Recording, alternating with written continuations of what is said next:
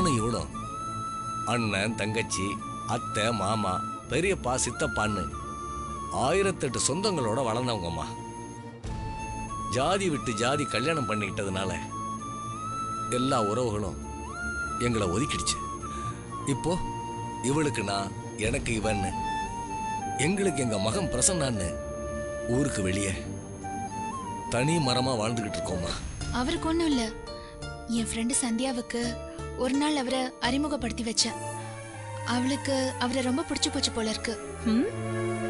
அவரை கல்யாணம் பண்ணிக்க போறவ ரொம்ப அதிர்ஷ்டசாலின்னு வாய் விட்டு சொன்னான். அதுக்கு முன்னாடியே எனக்கும் அவரை பார்க்கும் போதெல்லாம் சந்தியாவுக்கு பிரசன்னா பொருத்தமா இருப்பாருன்னு தோணிக்கிட்டே இருந்துச்சுமா. அதான் அந்த அதிர்ஷ்டசாலி அவளாவே இருக்கட்டும்னு பிரசன்னா வீட்டுக்கு போய் சம்பந்தம் பேசலான்னு போனேன். ஆனா அவங்க எதிர்பார்க்கிற தகுதி எங்க கிட்ட இல்ல. என்ன சொன்னாங்க? மாப்பிள்ளைக்கு வரதட்சணையா பணம், காரு, நகை, பங்களான்னு பெரிய லிஸ்டே போட்டாங்களா? அவங்க அப்படி ஏதாவது கேட்டிருந்தா கூட மாப்பிள்ளை எவ்வளவு நல்லவனா இருந்தாலும் பரவாயில்ல, அந்த பேராசை பிடிச்ச கும்பல்ல என் ஃப்ரெண்டு போய் மாட்டிக்க வேண்டாம்னு நினைச்சு அந்த சம்பந்தமே வேண்டான்னு தூக்கி போட்டிருப்பேன். இவ்வளவு கவலைப்பட்டிருக்க மாட்டேன். வரதட்சணை கேட்கலன்னா வேற அப்படி என்னதான் வேணும்னு கேட்டாங்க? பொண்ணுக்கு நகை நட்டு இல்லைனாலும் பரவாயில்ல, ஆனா கண்டிப்பா அண்ணன் தம்பி இருக்கணும்னு கேக்குறாங்க. கார் பங்களா இல்லைனாலும் பரவாயில்ல, பொண்ணுக்கு அத்தை மாமன் சித்தி சித்தப்பா பெரியப்பான்னு வீடு கொள்ளாத அளவுக்கு பெரிய கூட்டமே இருக்கணும்னு எதிர்பார்க்கறாங்கம்மா. இந்த உலகத்துல இருக்கிற நல்ல விஷயம் எங்களுக்கு கிடைச்சிடக்கூடாதுன்னு நாங்க பிறக்கும் போதே அந்த ஆண்டவன் எங்க தலையில எழுதிட்டான். நீ கவலைப்படாத பாரி, நீ ஆசைப்பட்டது நடக்கும். உன் ஃப்ரெண்டு சந்தியாவுக்கும் பிரசன்னாவுக்கும் கண்டிப்பா கல்யாணம் நடக்கும். பிரசன்னாவோட அப்பா அம்மா கிட்ட நான் பேசுறேன். என்ன பாரிமா, எல்லாம் நல்லபடியா நடக்கும். வா, தைரியமா இரு, நான் பாத்துக்கிறேன். வா.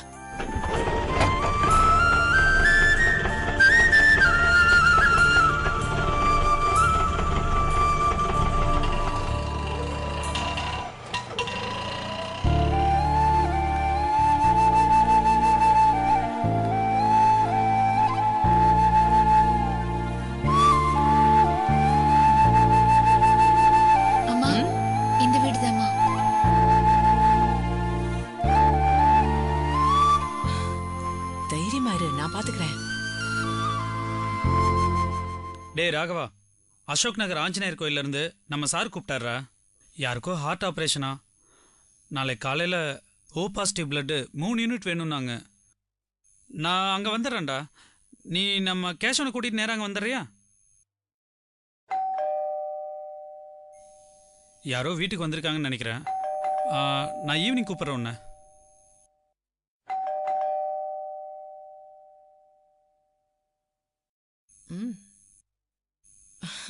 அம்மா வாங்க வாங்க வாங்க மேடம், உள்ள வாங்க. வாங்கம்மா.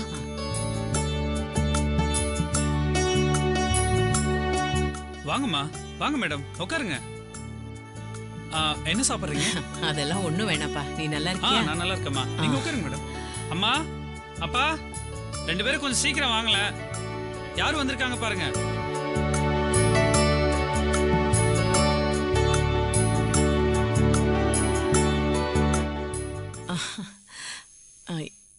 இவங்க தான் உன் அப்பா அம்மாவா? ஆமாம்மா.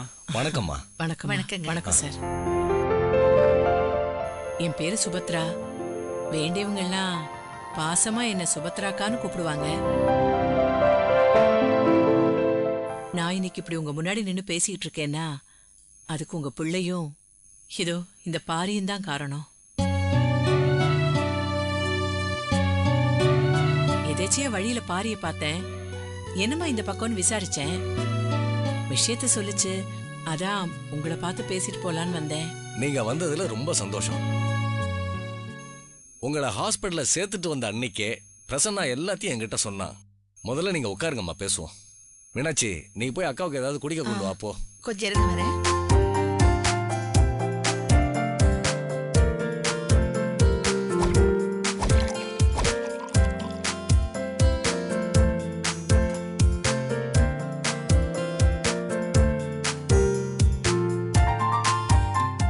இந்தாங்க.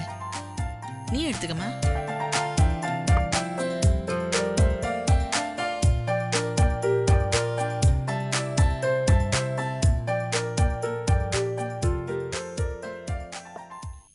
என்ன எல்லாரும் அமைதியா உட்காந்துருக்கீங்க? இல்ல பாரி உங்ககிட்ட ஒரு விஷயத்த கேட்டு அதுக்கு உங்க மனசுல இருக்கிறத நீங்க சொன்ன பிறகு அதே விஷயத்த பேசுறதுக்கு நான் வந்திருக்கேனே நீங்க தப்பா நினைக்க கூடாது. இதுல தப்பா நினைக்கிறதுக்கெல்லாம் ஒண்ணும் இல்லைங்க. இது நடக்கணும்னு அந்த அளவுக்கு நீங்க ஆசைப்படுறதுனால தானே கேட்க வந்திருக்கீங்க. ஆனா இந்த விஷயத்துல யார் வந்து கேட்டாலும் எங்க பதில் ஒண்ணுதாங்க. எங்க பிரசன்னா வேலைக்கே போகலைன்னாலும் வர்ற வாடகை பணத்தை வச்சுக்கிட்டு வசதியாவே வாழலாங்க. ஆனா அவனை நாங்க அப்படி வளர்க்கல. வேலைக்கு போய் இவனும் ஓரளவுக்கு சம்பாதிக்கிறான்.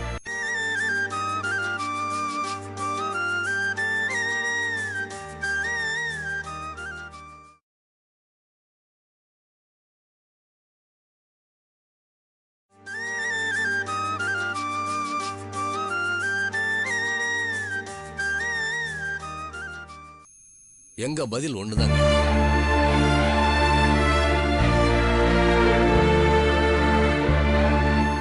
என்னடா இப்படி பிடிவாதமா பேசுறானேன்னு நீங்க தயவு செஞ்சு தப்பா நினைச்சுக்காதீங்க.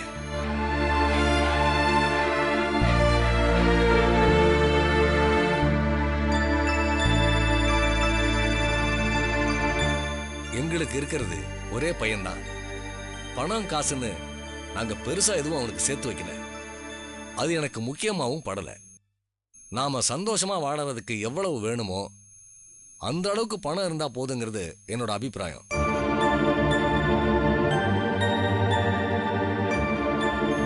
பணம் சம்பாதிக்கிற மிஷினா மட்டுமே வாழறதுக்கு எனக்கு பிடிக்கலன்னு வச்சுக்கோங்களேன். அதுக்காக பொறுப்பு இல்லாம இருக்கணும்னு நான் சொல்லல. இந்த வீடு சொந்த வீடு தான். பக்கத்து தெருவுல ஒரு வீடும் 2 கடையும் கட்டி வாடகைக்கு விட்டுருக்கோம்.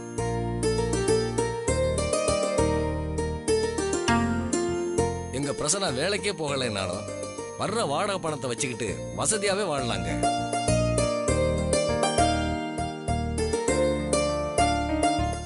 ஆனா அவனை நாங்க அப்படி வளர்க்கல.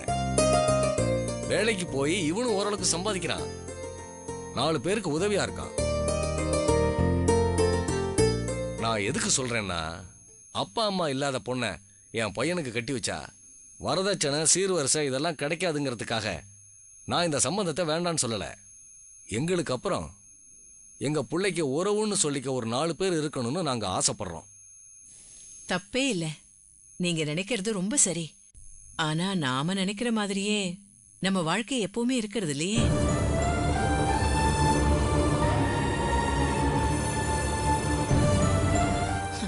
இப்ப என்னையே எடுத்துக்கங்க. வட்டிக்கு பணம் கொடுக்கறது, வாங்கின பணத்தையும் தராம வட்டியும் தராம இழுத்தடிக்கிறவங்கள கட்டி வச்சு உதைக்கிறது, இந்த கட்ட பஞ்சாயத்து பண்றதுன்னு தனி ராஜ்யமே நடத்திக்கிட்டு இருந்தேன். கொஞ்ச நாள் முன்னாடி வரைக்கும் நான் செய்யறதுதான் சரின்னு நினைச்சுக்கிட்டு இருந்தேன். ஆனா இன்னைக்கு அது எல்லாமே பழைய கதையாயிடுச்சு. எல்லாமே மாறிடுச்சு. ஏதோ மந்திரம் போட்டது மாதிரி இதோ இந்த சின்ன பொண்ணு என்ன மாத்தி விட்டுட்டா.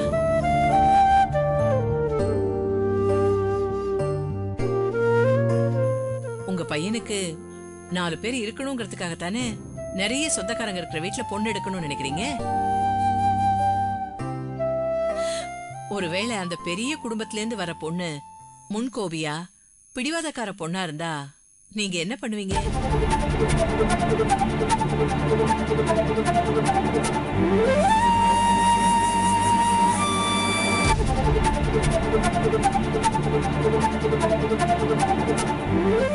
புருஷனை தான் கைக்குள்ள வச்சுக்கணும்னு நினைக்கிறவளா, மாமனார் மாமியார மதிக்காதவளா இருந்துட்டா அப்ப என்ன பண்ணுவீங்க? சாரி, எதுக்கு சொல்றேன்னா, அந்த ஒரு உறவு சரியா இல்லைன்னா அப்புறம் எத்தனை உறவு இருந்தாலும் பிரயோஜனமே இல்லை. பஞ்சாயத்துக்கு தான் நேரம் சரியா இருக்கும். நிம்மதி சந்தோஷம் எல்லாம் சொன்னீங்களே, அதெல்லாம் எதுவுமே இருக்காது. என்ன இப்படி அபசுகுணமா பேசுறாளேன்னு கோச்சுக்காதீங்க. நாட்டுல நடக்கிறத தாங்க நான் சொன்னேன். இப்ப நீங்க சம்பாதிக்கிற மிஷினா வாழறதுக்கு விருப்பம் இல்லைன்னு சொன்னீங்க. அப்படி நினைச்சது வேணா நீங்களா இருக்கலாம்.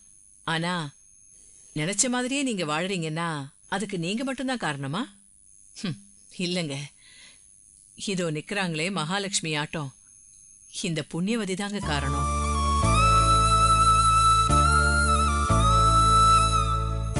இவங்களும் உங்கள மாதிரி பேராசை இல்லாம இருந்ததுனாலதான் இது நடந்துச்சு. இல்லைன்னா கண்டிப்பா நடந்திருக்காது.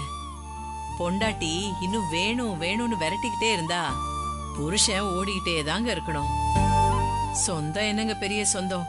நீங்க சொல்ற சொந்தம் எல்லாம் பாதி வீட்டுல சொத்து சுகத்துக்காக அடிச்சுக்கிட்டு தான் இருக்குதுங்க. அது தெரியுமா உங்களுக்கு?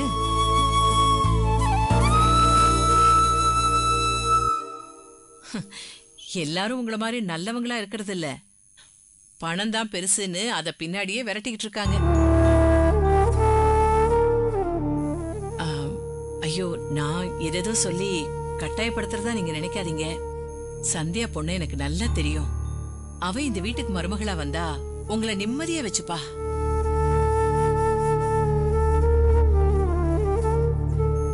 உங்களுக்கு உங்க சம்சாரம் அமைஞ்ச மாதிரி உங்க மகனுக்கு நல்ல துணையா இருப்பா. அவங்க 2 பேரும் சந்தோஷமா இருப்பாங்க. நில்லுங்க.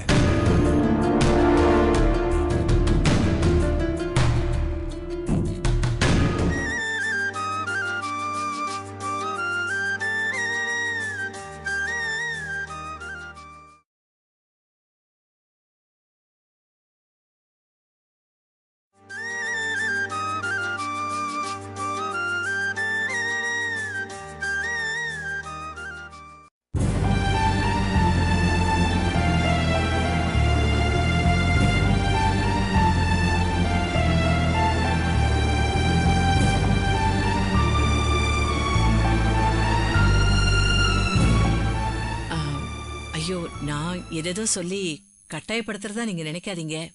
சந்தியா பொண்ணு எனக்கு நல்லா தெரியும். அவ இந்த வீட்டுக்கு மருமகளா வந்தா உங்களை நிம்மதியா வச்சுப்பா.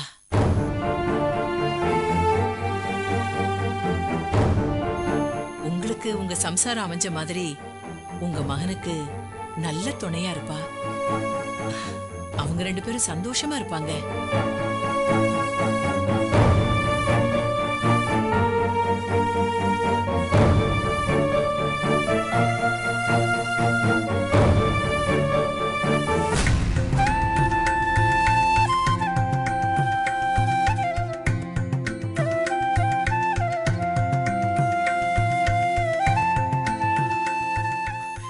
சந்தியாவுக்கு அப்பா அம்மா இல்லைன்னு தானே நீங்க வேண்டான்னு சொன்னீங்க?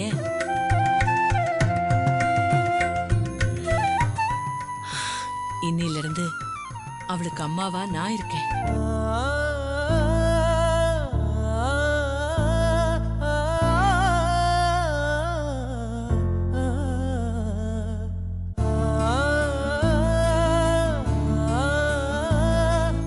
கூட பிறந்த சகோதரியா இந்த பாரி இருக்கா. இவ ஒருத்தி இருக்கிறது 1000 சொந்தங்கள் இருக்கிறதுக்கு சமங்க.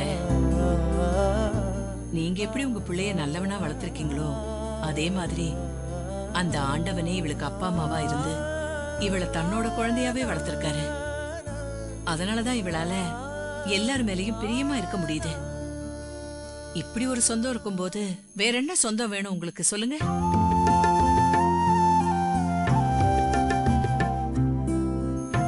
நான் சொல்ல வேண்டியதெல்லாம் சொல்லிட்டேன். நீங்க யோசிச்சு நல்ல பதிலா சொல்லுங்க. நாங்க வரோம். வாமா பரி, போலாம். வரோம்ப்பா. நில்லுங்க.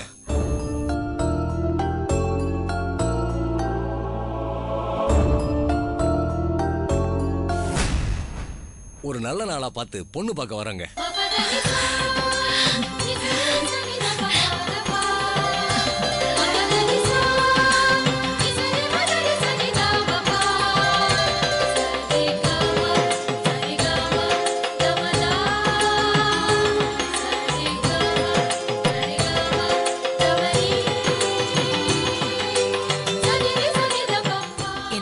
வர வெள்ளிக்கிழமை நாள் நல்லா இருக்கு, முகூர்த்த நாள் வேற. அன்னைக்கே போலாங்க.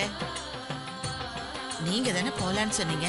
சொன்னேன், நீ போற வேகத்தை பார்த்தா அன்னைக்கே கல்யாணத்தை பண்ணிடுவ போல இருக்க.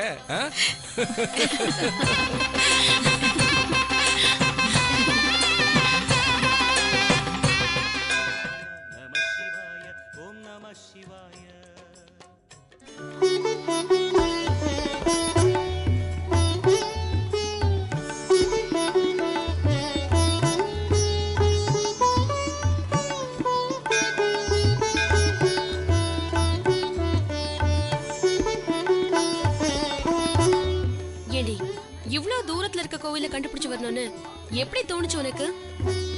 இந்த கோயில்ல இருக்கிற அம்மன் ரொம்ப சக்தி வாய்ந்த அம்மன்டி. மனசு உருகி உண்மையான பக்தியோட எது கேட்டாலும் அம்மன் நிறைவேற்றி கொடுத்துருவாளாம். ஆனா கோவில்ல கூட்டமே இல்லையே. அது வரைக்கும் சந்தோஷம்னு நினைச்சுக்கோ. ரொம்ப கூட்டமா இருந்தாலும் நிம்மதியா சாமியை தரிசனம் பண்ண முடியாது. அது என்னமோ சரிதான். வா.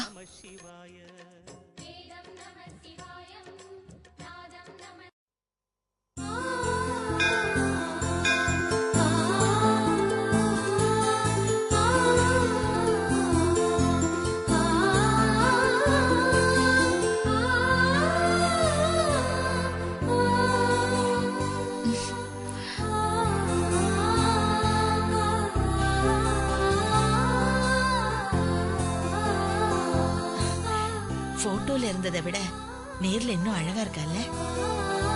நான் போட்டோவை பார்த்தா தானே சொல்றதுக்கு. ஏங்க, பாரி வீட்டுக்கு வந்தப்போ உங்ககிட்ட போட்டோ கொடுத்துட்டு போனேன்ல?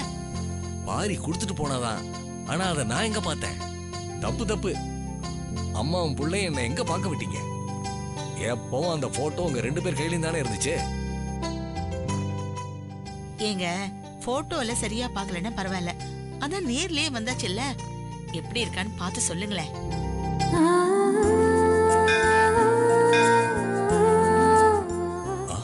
என் மருமகளுக்கு என்ன மகாலட்சுமி மாதிரி இருக்கா.